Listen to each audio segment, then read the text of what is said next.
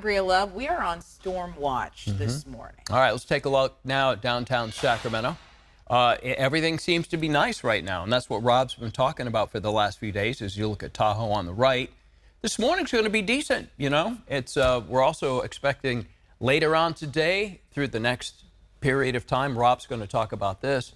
Sierra snow, wind gusts up to 40 miles per hour. Right, and so we are bringing you some team coverage this morning. We have Bridget Biorlo and Rio Linda at a sandbagging location. That's as people, of course, are preparing for the storm. And then, of course, Carl Markey's tracking all things as it approaches. So let's check in with Rob first.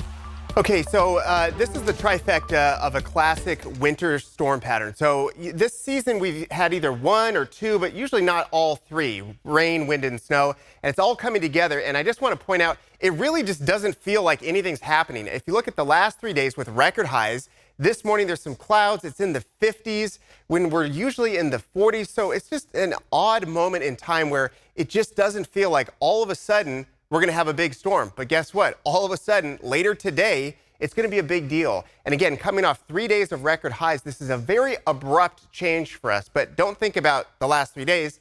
Think about today, which the storm is coming in. Now, in the middle of the day, it'll be light. It'll start moving in right around noon. But then right as the sun is going down in commute time, but right at 5 p.m. or so, it's really going to ramp up. Heavier rain, strong winds. The snow is really going to pick up. And this goes all the way through at least early Thursday, and in the mountains, it just keeps going.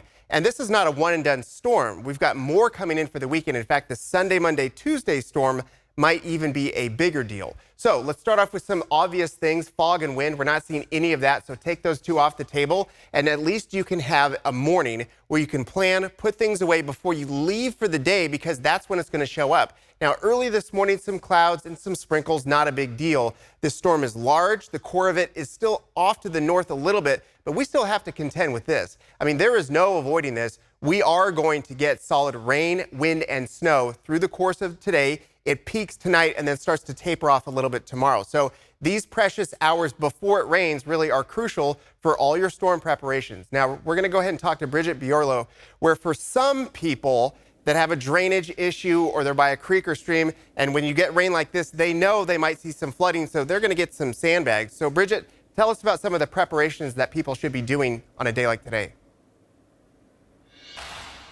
Well, Rob, you still have a few more hours before the storm and the rain moves in, so you really want to maximize this time. Do all you can to protect your home. And one thing you can do is come by these free sandbag filling locations. This one's in Rio Linda. Grab your sandbags. These are free. And what you want to do is you want to fill it to the top. So here we have the sand, again, free to the public. You dig it up and you actually put it in the sandbag, and you want to do this till it gets up to here. You tie it and you put this along your doorway and you just pat it down, and this prevents all the water from seeping underneath your door into your home, prevents flooding and all the water damage that can ensue from a localized flood. So these are areas of low-lying nature, so just something you can do to be prepared. Note these areas will be very busy throughout the day, especially before the rain moves in, so come here fast, be prepared. That is the key.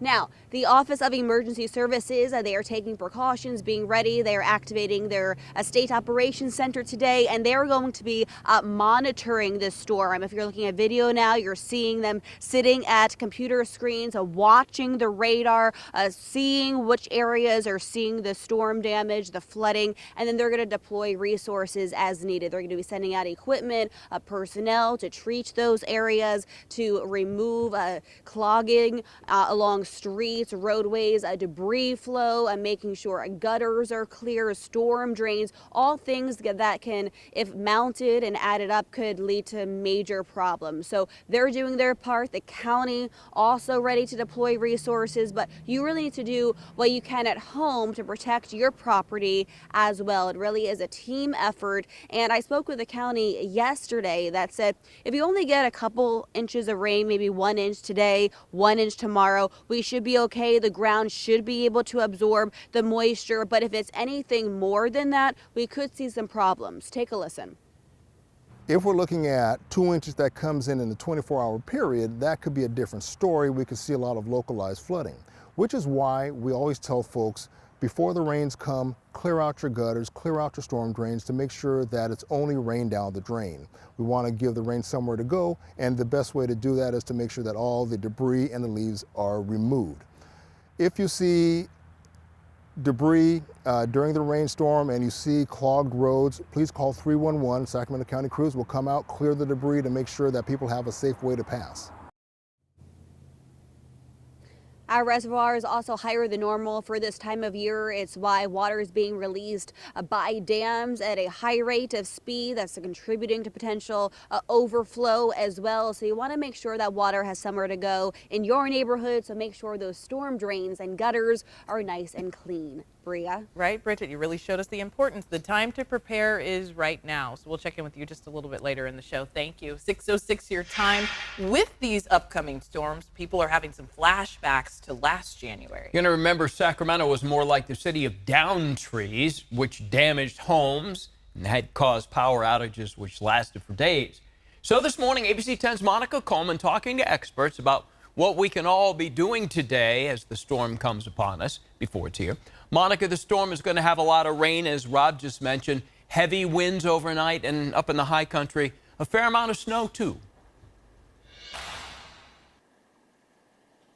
Yeah, all of that will be a big factor, tomorrow, and wind will be the big part of the story. But take a look at this. This wooden entryway should be the front of this home, but instead it's this chained up fence because a tree fell on this Midtown home last year during the winter storm. And take a look at their neighbor. Also has this metal chain fence wrapped around their home as they try to repair due to a tree falling on their property. As for that first homeowner, he talked with us last year. He said he was so frustrated. He was trying to get permits from the city. He even put up a massive sign asking for help. He says now he has a new roof put onto his home and the electrical should be done soon. But all of this has cost him $80,000, and he's hoping that his insurance company will help foot that bill. And as for when he'll be able to move back in, he says hopefully in the spring. So we did talk with an insurance expert at State Farm, and they told us what you can do to protect your property in this next storm.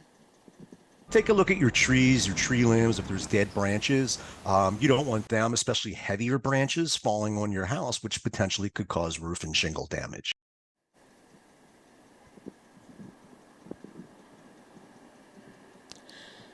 And back out here live, you are seeing this home just really beautiful, but unfortunately still having to be repaired a year later. And also take a look to my left here. You can see this massive tree. This is what we're talking about. These huge trees are falling over due to the strong winds. So do not underestimate Mother Nature. Make sure that you are preparing your home. You are calling your insurance company so you understand your plan. But also, if you have a car that is parked outside, maybe put in the garage tomorrow so that you can make sure that if the wind does come and make you a victim of it, you're prepared and protecting your property. Back to you. Great point. I'm not parking in my driveway tonight. It's right next to a big tree. I'll be out in the street somewhere safe, so folks may want to consider that too. Monica Coleman, thank you so much.